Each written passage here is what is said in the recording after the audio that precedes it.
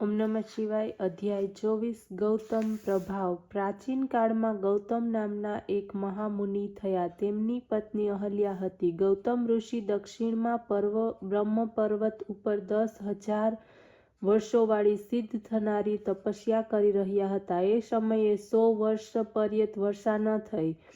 વૃક્ષ વગેરેની તો વાત જ ક્યાં રહી. પ્રાણ ધારણ માટે માણસને પાણી મળવું પણ દોહ્ય હતું. કેટલાક ઋષિમુનિએ તો સંકટકાળને વિતાવવા માટે સમાધિઓ લગાવી. એ સમયે વરુણને પ્રસન્ન કરવાને માટે તપસ્યાનો પ્રારંભ કર્યો. 6 મહિના પસાર થતાં વરુણ પ્રસન્ન થયા. પ્રગટ થઈને ગૌતમને વરદાન માગવા કહ્યું. ત્યારે ગૌતમે કહ્યું, હે વરુણદેવ, ચરાચર પ્રાણી આ સમયે વર્ષા ન થવાથી વ્યાકુળ છે. એમને સુખી કરવા વર્ષા થાય એવી મારી ઈચ્છા છે. આ સાંભળીને વરુણ બોલ્યા, હે મહર્ષિ, હું સ્વતંત્ર નથી, હું તો શિવજીને આધીન છું.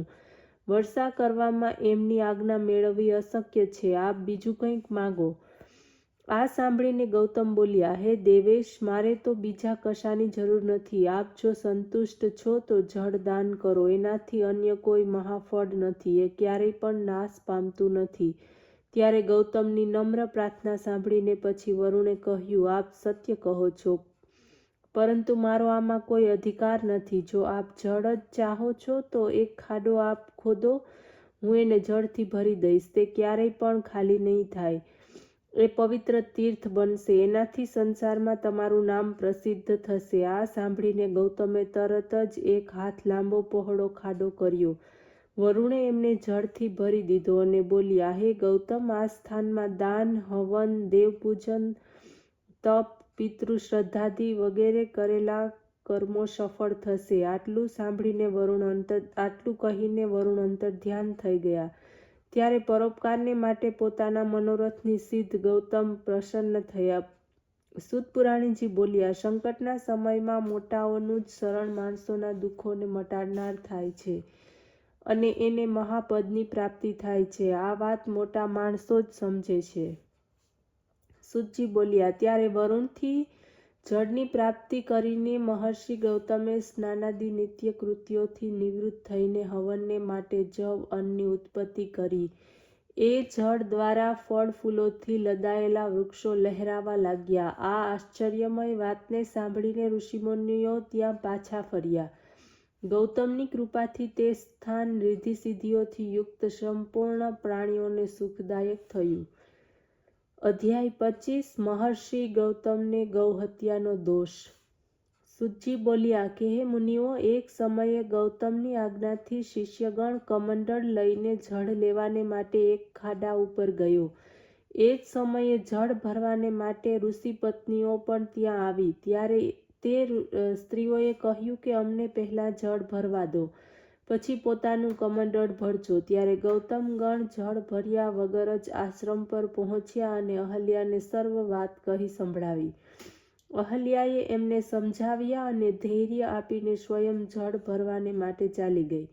મહર્ષિ ગૌતમને પોતે જળ લાવી આપ્યું. એ જળ દ્વારા મહર્ષિનું નિત્ય કાર્ય થતું હતું. આ પ્રમાણે ચાલતા ચાલતા એ દુષ્ટ સ્વભાવવાળી ઋષિપત્નીઓએ કંઈક દિવસે અહલ્યાને સારું ખોટું કહ્યું. પછી પોતાના પિતાઓને જઈને પણ અહલ્યાના વિષયમાં ફરિયાદ કરતા કહ્યું કે તે તો અમને પાણી પણ ભરવા દેતી નથી. કહે છે કે મારા પતિએ જ વરુણદેવની પાસેથી વરદાન મેળવ્યું છે, તેમાં તમારો શો અધિકાર છે?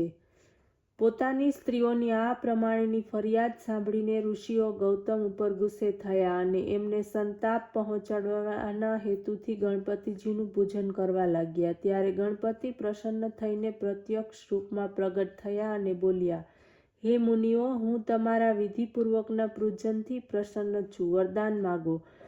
ત્યારે ઋષિઓ બોલ્યા, હે સ્વામી, જો આપ પ્રસન્ન છો તો અમે ઈચ્છીએ છીએ કે આ ગૌતમ ઋષિ આ સ્થાનને છોડીને ક્યાંક બીજે ચાલ્યા જાય. ત્યારે ગણેશજી મુનિઓના કુટિલ શબ્દોને સાંભળીને હસી પડ્યા અને બોલ્યા, હે મુનિઓ, મહર્ષિ ગૌતમ નિરાપરાધ છે. એમને આ રીતે દંડ આપવો એ યોગ્ય નથી. એમાં તમારું પણ અમંગલ છે. એમણે તો કેટલો ઉપકાર કર્યો છે. તે તો પરોપકારી જીવ છે. એમનાથી દ્વેષ કરવો છોડી દો.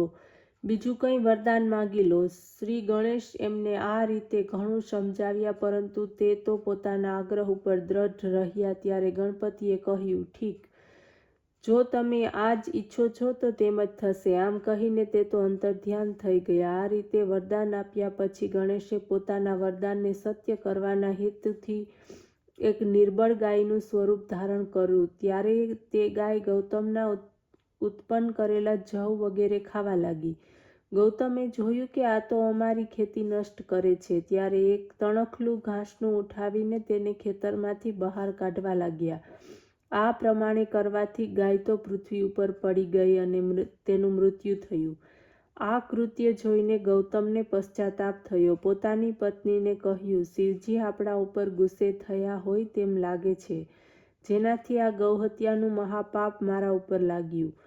આ સમયે જ કપટી મુનિ પણ ત્યાં પહોંચી ગયા. ગૌતમ અને તેમની પત્ની અહલ્યાને તેમજ એમના શિષ્યોને દુષ્ટ વચનો સંભળાવવા લાગ્યા. ગૌતમજી, હવે તમે તો આ સ્થાન ઉપર રહેવા યોગ્ય નથી. પોતાના શિષ્ય તેમજ પત્નીઓને સાથે લઈને કોઈ બીજા સ્થાન ઉપર જાઓ. તમે ગૌહત્યારા છો. આ પ્રકારના કટુ વચનોથી એમને તૃપ્તિ ન થઈ. તેઓ એમના ઉપર પથ્થર વર્ષાવવા લાગ્યા. ત્યારે દુઃખી થઈને ગૌતમે ત્યાંથી ચાલીને 1 કોશ દૂર પોતાનો નવો આશ્રમ બનાવ્યો. ત્યાં રહેવા લાગ્યા. આ રીતે રહેતા રહેતા જ્યારે 15 દિવસ પસાર થઈ ગયા, ત્યારે ગૌતમ તે જ ઋષિઓની પાસે પહોંચીને પૂછવા લાગ્યા, હે ઋષિ મહાત્માઓ, હવે અમારા પર કૃપા કરીને આ પાપથી નિવૃત્ત થવાને માટે અમને કોઈક ઉત્તમ ઉપાય બતાવો. ઋષિઓએ કહ્યું, તમે પ્રાયશ્ચિત કર્યા વગર આ પાપથી છૂટી શકો તેમ નથી. આ પાપ પ્રસિદ્ધ કરો, પછી સમગ્ર પૃથ્વીની 3 વાર પ્રદક્ષિણા કરો. જો આ રીતે પ્રાયશ્ચિત ન કરી શકો તો તપ કરો, ગંગાજીને પ્રગટ કરો, એમાં સ્નાન કરો, 1 કરોડ શિવ પાર્થિવ લિંગ કરો ને પ્રેમ અને શ્રદ્ધાથી એમનું વિધિપૂર્વક પૂજન કરો. ત્યારે જ તમે આ મહાપાપથી મુક્ત થશો. સૂતજી બોલ્યા. ગૌતમ મુનિ સાંભળીને જેવી આજ્ઞા એમ કહીને ત્યાંથી ચાલતા થયા. તે સર્વથી પહેલાં બ્રહ્મગીરીની પરિક્રમા કરવા લાગ્યા. પછી શિવ પાર્થિવ લિંગ રચીને વિધિપૂર્વક શિવજીનું પૂજન કરવા લાગ્યા. એમની પત્ની અહલ્યા પણ એકાગ્ર મનથી શિવ પૂજન કરવા લાગ્યા.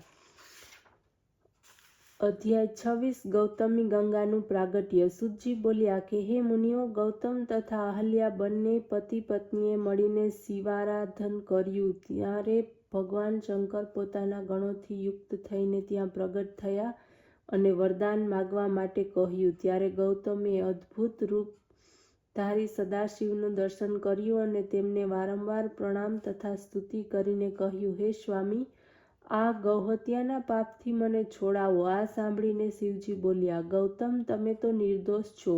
એ તો આ દુરાચારી પાખંડી ઋષિઓની માયાથી તમે આટલું દુઃખ ભોગવો છો. તે દુષ્ટાત્માઓ જ હત્યારા છે. તમે તો નિર્દોષ છો. આ સાંભળીને ગૌતમ બોલ્યા, હે સ્વામી, એમણે તો મારી સાથે ખરાબ આચરણ કર્યું છે. એમનું ખરાબ આચરણ મારે માટે તો સારું નથી, જેને કારણે મેં આપના દુર્લભ દર્શન પ્રાપ્ત કર્યા છે.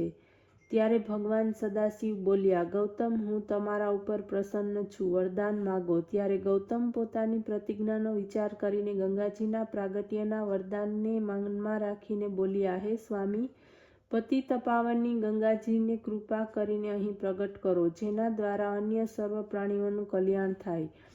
સૂતજી બોલ્યા. ત્યારે ભગવાન શંકરે ગૌતમને ગંગાજળ આપ્યું. તે ગંગાજળ સ્ત્રી રૂપ ધારણ કરીને ગૌતમના સાથે ઉપસ્થિત થયું. સાક્ષાત મૂર્તિમંત ગંગાજીના દર્શન કરીને ગૌતમે પ્રણામ કર્યા, સ્તુતિ કરી. પછી બોલ્યા, માતેશ્વરી, પતિતપાવની ગંગા, આપ પાપોને દૂર કરીને સર્વને મુક્તિ આપનાર છો. હું આપને શરણે છું. મને પવિત્ર કરીને નરકથી મારું રક્ષણ કરો. ગૌતમે આ રીતે ગંગાજીને પ્રાર્થના કરી. પછી શંકર ભગવાન ગંગાને કહેવા લાગ્યા, હે ગંગા, મારી આજ્ઞાથી ગૌતમને સહકુટુંબ પાપ રહિત કરી દો. ત્યારે ગંગાજીએ કહ્યું, પ્રભુ, આપની આજ્ઞાથી ગૌતમને કુટુંબ સાથે નિષ્પાપ કરી દઉં છું. ત્યારે એ પવિત્ર થઈ જશે. ત્યારે અહીંથી હું આપના લોકમાં પ્રસ્થાન કરીશ. ત્યારે શિવજી બોલ્યા, હે કલ્યાણી, કળિયુગના 28મા મન્વંતરમાં સમાપ્તિ સુધી તો તારે પૃથ્વી ઉપર જ રહેવું પડશે. ત્યારે ગંગાજીએ કહ્યું, હે સ્વામી, આ તો ત્યારે જ થઈ શકે જ્યારે આપ શ્રી પાર્વતીની સાથે શરીરને ધારણ કરીને મારી પાસે નિવાસ કરો, અને સંસારમાં કીર્તિ હોય ત્યાં સુધી તો હું તમારી નજીક નિવાસ કરીશ. આ રીતે ત્યાં પરમેશ્વર શિવજી ત્રયંબકેશ્વર નામથી તથા ગંગાજી ગૌતમી ગંગાના નામથી ત્યાં બિરાજ્યા. ગૌતમી ગંગાજી પર તો પુષ્કરરાજ સરોવર તેમજ ગંગા તીર્થ, વિષ્ણુ વગેરે દેવતા સર્વનો નિવાસ કરે છે. ઓમ નમઃ શિવાય.